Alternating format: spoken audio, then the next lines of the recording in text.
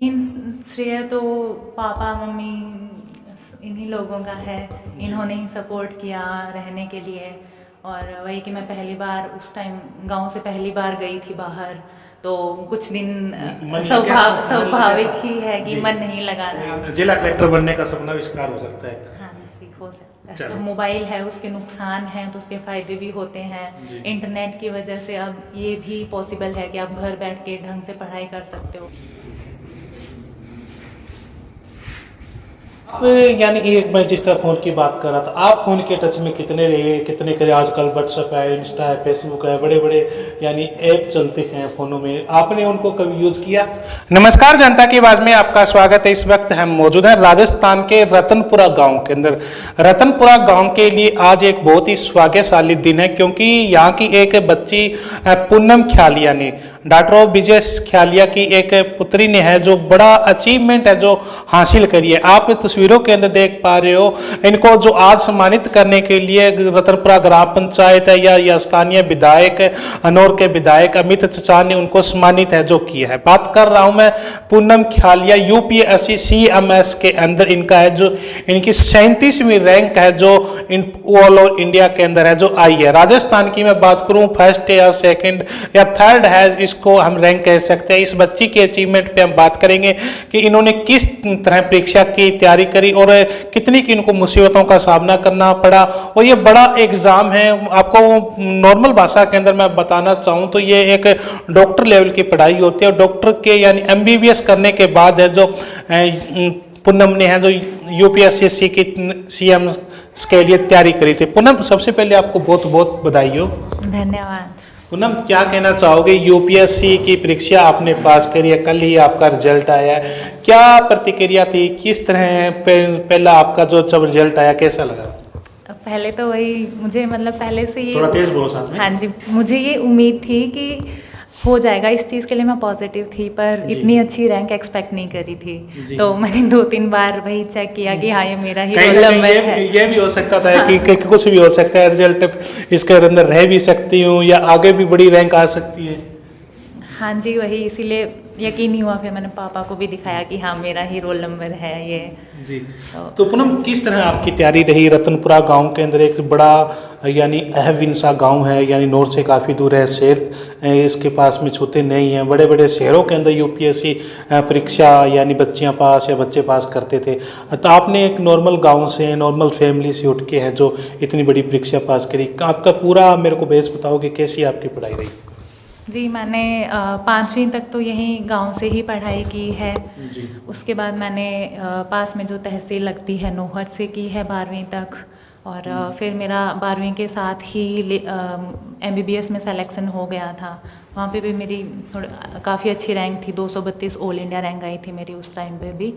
तो फिर मैंने दिल्ली में लेडी हार्डिंग से MBBS की है, जो पिछले साल मैंने पास की, और उसी के साथ मैं इसकी तैयारी कर रही थी। तो ये मेरा फर्स्ट अटेम्प्ट था। यानी पहला पेपर दिया आपने? हाँ जी, ये मेरा CMS का फर्स्ट अटेम्प्ट था। और वो इसके अलावा कोई और भी पेपर आपने दिए पूनम जिसमें आपको ये इतनी अच्छी अचीवमेंट हासिल हुई? इससे पहले वही NEET UG का दिया था 2016 में, तो उसमें भी 12वीं के साथ ही 232 रैंक आई थी ऑल इंडिया लेवल पे। जी। +2 करने के बाद आपने MBBS तैयारी करी? हाँ जी, MBBS 12वीं के बाद मैंने MBBS की। कोटा भी रहे पापा बता रहे? हाँ जी, मैंने 11वीं 12वीं कोटा से की है। कोटा में कोचिंग ली थी 11वीं 12वीं। कोटा में वहाँ पे किस किस का यानी आपको श्रेय मिला, किस किस का सहयोग मिला, यानी घर से बाहर रहकर इतनी बड़ी उपलब्धि हासिल की? मेन श्रेय तो पापा मम्मी इन्हीं लोगों का है। इन्होंने ही सपोर्ट किया रहने के लिए। और वही कि मैं पहली बार उस टाइम गांव से पहली बार गई थी बाहर, तो कुछ दिन स्वाभाविक ही है कि मन नहीं लगा था। तो उस टाइम पे भी पापा ने ही मनोबल बढ़ाया रहने के लिए। पापा ने जिद करी?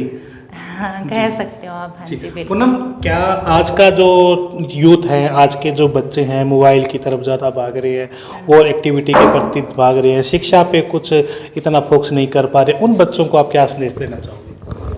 ये तो अब वही बात है कि चॉइस खुद की है। अब मोबाइल है, उसके नुकसान हैं तो उसके फ़ायदे भी होते हैं। इंटरनेट की वजह से अब ये भी पॉसिबल है कि आप घर बैठ के ढंग से पढ़ाई कर सकते हो, सारी ऑनलाइन कोचिंग्स भी अवेलेबल होती है आजकल।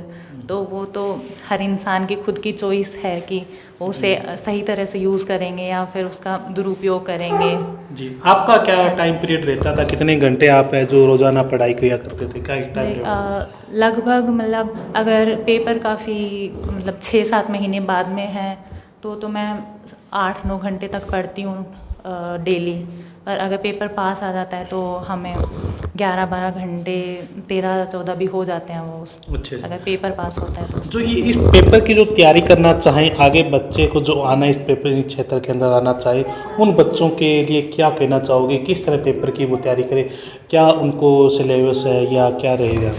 ये तो MBBS के बाद सभी सोचते ही हैं, सभी एक बार ट्राई करते हैं। जी। तो मेन चीज़ इसी का फ़र्क पड़ता है कि आपने MBBS में कंसेप्चुअल क्लैरिटी कितनी है आपकी, और इंटर्नशिप में आप कितने पेशेंट देख रहे हैं, और मेन उन्हीं चीज़ों का फ़र्क पड़ता है। हम जैसे अगर 5-6 महीने ढंग से पढ़ाई करें, उससे ज़्यादा फ़र्क उन चीज़ों का पड़ता है कि आपने कितने पेशेंट देखे हैं, उनका ढंग से इलाज किया है, फॉलोअप किया है, क्योंकि वो चीज़ें लॉन्ग टर्म के लिए याद रहती है। तो मेन फैक्टर वो सब रहता है कि आपका प्रैक्टिकल एक्सपीरियंस कितना है। बेस कितना है? हाँ जी। जी, तो प्रैक्टिकल बेस है जो कब करना चाहिए बच्चा, +2 के बाद या MBBS करने के बाद? मैं सिर्फ इसी पेपर की बात करूँ तो ये तो MBBS के बाद MBBS के ही बाद होता है। हाँ जी। जो रुचि रखना चाहे कोई बच्चा +2 के बाद भी रख सकता है? हाँ, ये सिविल वाले में तो कर सकता है, पर इसके लिए तो सिर्फ MBBS वाले ही दे सकते हैं। तो आप यानी एक मैं जिस तरह फ़ोन की बात कर रहा था, आप फ़ोन के टच में कितने रहे, कितने करे? आजकल व्हाट्सएप है, इंस्टा है, फेसबुक है, बड़े बड़े यानी ऐप चलते हैं फ़ोनों में, आपने उनको कभी यूज़ किया? नहीं, अभी तो मेरा इंस्टा 2 साल से बंद ही है, मैंने डीएक्टिवेट ही कर रखा है। फेसबुक भी मैं नहीं चलाती हूँ, और अभी फ़ोन तो टेस्ट सीरीज़ के लिए काम आता है, ऑनलाइन ही मैं कोचिंग कर रही हूँ। फ़ोन चलाते ही नहीं?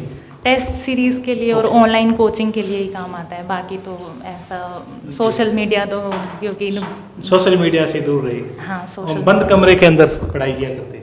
हाँ जी। कोई आपके जो आसपास छोटे भाई बहन हैं वो भी आ जाते कभी शरारत वगैरह, कभी आपके पास आए हो, आपको कभी बोला हो दीदी नहीं पढ़ना हमारे को, ये कराओ, ये कोई एक्टिविटी कराओ, उन्होंने कभी बच्चों ने परेशान किया घर वालों? नहीं, अब वो खुद ही समझदार है, 11वीं-12वीं में पढ़ रहे हैं, उनकी भी कोचिंग होती है, तो मतलब ये थोड़ा बहुत तो स्वाभाविक होता ही है, बाकी ऐसे बहुत ज़्यादा डिस्टर्बेंस वाला फैक्टर। UPSC के अलावा कुछ आपकी और किसी चीज़ में रुचि रही, जिस तरह बड़े बड़ा सपना होता है कि मैं IPS भी बनूं, IAS भी बनूं, RS बनूं, यानी इसके अलावा इन चीज़ों में आपने कोई प्रैक्टिस तैयारी करी? हाँ, मैं करंटली उसी के लिए ही कर रही थी तैयारी। तो अच्छा, तैयारी उसी के लिए कर रहे थे? हाँ जी, सिविल सर्विसेज के लिए वो मैंने अब। उसमें क्या बनना चाहते हो? आमतौर पर जो हमारे लड़पड़ लोग देख रहे हैं उसमें क्या रहता है, किस तरह का अधिकारी बनना चाहता है? IAS। हाँ जी, IAS का मैं यानी बताओगे? यानी मैं बता देता हूँ, जिला कलेक्टर है, बड़ी बड़ी पोस्ट, यानी आप ही बताओ, पूरा एक्सप्लेन करो। हाँ जी, बताओ, बागड़ी में बता दो। हाँ, IAS मतलब कलेक्टर, जिला कलेक्टर होता है, जिसे DM भी बोलते हैं, DC भी बोलते हैं। अच्छा जी, वो बनने का आपका सपना है? हाँ, आपको लगता है ये सपना कब तक आपका साकार हो जाएगा? 1-2 साल में हो जाना चाहिए। अच्छा, 1-2 साल में हो जाएगा? कौन पूरा बिलीव आपको अपने आप में? अब पूरा तो नहीं कह सकते, क्योंकि UPSC में अनसर्टेनिटी हमेशा रहती ही है कि नहीं, अभी आपका UPSC का जिस तरह एग्जाम आया है, इस तरह से कॉन्फिडेंस अपने आप में आ गया होगा कि मैं इस तरह IAS IPS की तैयारी मैं कर सकती हूँ? हाँ जी, इस पेपर के बाद मैं मोटिवेटेड हूँ काफ़ी कि हो सकता है करने में, ढंग से मेहनत करने से हो सकता है, आराम से। जिला कलेक्टर बनने का सपना विस्कार हो सकता है? हाँ जी, हो सकता है। चलो, बहुत बहुत बधाई हो आपको पूनम, थैंक यू। मेरे साथ में पूनम के पापा है विजय सिंह ख्यालिया, जो गांव के अंदर एक फार्मिस्ट डॉक्टर मेडिकल चलाते हैं छोटा सा। उनकी बेटी ने जो UPSC की परीक्षा जो पास करी, इनसे बातचीत करते हैं। अंकल जी, बहुत बहुत बधाई हो आपको। तो क्या कहना चाहोगे, बेटी की उपलब्धि पर आपको कितना का गौरव है जो महसूस हो रहा है? क्या इतनी बड़ी उम्मीद थी आपकी बेटी से? नहीं, उम्मीद तो है हमारी लड़की से, क्योंकि ये हमेशा से इंटेलिजेंट रही है जी, और आगे भी ये स्टडी जारी रखेगी। ये इंडियन जो एडमिनिस्ट्रेटिव सर्विस है जी, उसका अचीवर भी प्राप्त करेगी जल्दी ये लड़की। आपको लगता है आपने इतने छोटे से गांव के अंदर धरातल से उठ के इतना बड़ा मुकाम इस हाँ, ये है मुश्किल था, इस रतनपुरा गांव के हाँ, रतनपुरा के गांव के हिसाब से इस लड़की का पूरा हमने मॉडिफिकेशन किया, मॉडिफाई बार बार किया।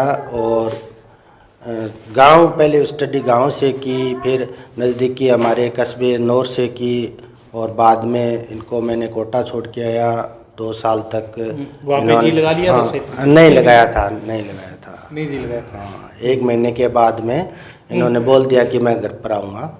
अच्छा। तब इसको बोला मैं कि तुम रुक के फिर डांट वगैरह हाँ, लगाई? नहीं डांट नहीं है, वैसे ही बोला कि तुम वहीं बैठ के तुम तैयारी कर, कोई बात नहीं है। जी हाँ जी, आपके भतीजी है? हाँ जी। तो अंकल जी आप क्या कहना चाहोगे जिस तरह बच्चे ने जो उपलब्धि हासिल करी है? बहुत बढ़िया है जी। आपको उम्मीद थी आपके परिवार में इतनी बड़ी ये बच्ची है, आपके यानी बिल्कुल जो परिवार था इतनी बड़ी उम्मीद हासिल कर पाएगी ये बच्ची? हाँ जी, उम्मीद थी हमें पूरी उम्मीद ही? पूरी उम्मीद। हाँ जी। और बच्ची की उपलब्धि पे गांव के आज यानी इसको सम्मानित भी किया है पंचायत द्वारा, अपने विधायक द्वारा। गांव के लिए बड़ा एक गर्व का पल है। एक छोटे से गांव से जहाँ से इतनी प्रतिकूल परिस्थितियाँ, अनुकूल पढ़ाई के लिए इतना वातावरण भी नहीं, शहर कस्बों से काफ़ी दूर है, और फिर भी मान बहुत बड़ी उपलब्धि की है। इसके लिए ग्राम पंचायत रतनपुरा ने, सरपंच साहब जिंद्रपाल गुजारा ने और अमित चाचा ने इसकी उपलब्धि पर मान सम्मान किया है। और सारे गांव को एक बार पुनः बधाई जी, खाली परिवार को भी बधाई जी। पूनम, अभी तक है जो बात करें, इतनी बड़ी आपने परीक्षा पास की है, कोई प्रशासनिक अधिकारी या जिस तरह आज आपको सम्मानित किया गया, इसके अलावा अभी तक किन किन के आपके पास में फ़ोन आ चुके हैं? किसी ने बधाई दी है आपको फ़ोन करके? हाँ, फ़ोन तो काफ़ी आए हैं, 40-50 फ़ोन आए हैं कल से। रिश्तेदारों के ज़्यादा आए हैं या हाँ कुछ जी। दोस्तों के ज़्यादा आए हैं? नहीं, ज़्यादातर रिश्तेदारों के, कुछ दोस्तों के, जी। आज स्कूल के, टीचर्स के। आज विधायक ने भी सम्मानित किया आपके यहाँ के? हाँ जी। तहसीलदार जी भी थे, हाँ ग्राम जी, पंचायत? हाँ जी, हाँ जी, सरपंच जी और इन सभी ने। चलो, जिस तरह जो पूनम ख्यालिया ने जो अचीवमेंट करी है, आप कितनी की प्रेरणा लेते हैं। और मैं आपको बता देता हूं कि ये रतनपुरा गांव नौर तहसील के अंदर है, जो राजस्थान के अंदर गांव पड़ता है। और इस बच्ची ने जो अचीवमेंट हासिल करी है, ये बिल्कुल बैकग्राउंड सा गांव है, क्योंकि नौर से काफ़ी दूर रहता है और हरियाणा की बॉर्डर पे है जो ये गाँव पड़ता है। जिस तरह इस बच्ची ने परीक्षा पास करी है, काफ़ी बच्चे इनसे प्रेरणा भी ले रहे हैं। सुबह शाम इनको है जो बार बार विधायक है या जो जिला प्रशासन के लोग हैं, इनको बार बार फ़ोन करके बधाई भी दे रहे हैं कि इस तरह की बच्ची ने जो अचीवमेंट हासिल करी है, इससे गाँव ही नहीं पूरे कस्बे का है जो नाम रोशन हुआ है। ये हमने एक आपको एक स्टोरी दिखाई है, आपको कैसी लगी कि पूनम ने जिस तरह आप जो मुकाम हासिल किया, अपने आप को गौरवान्वित महसूस किया, तो आप भी अपने बच्चों को, अपने जो भी आपके जो चाहने वाले हैं, जो भी आपके परिवार के लोग हैं, उनको आगे आप आगे बढ़ाने का है जो काम जरूर करिए और बच्चों को इस अचीवमेंट के लिए आगे लेके आइए। धन्यवाद।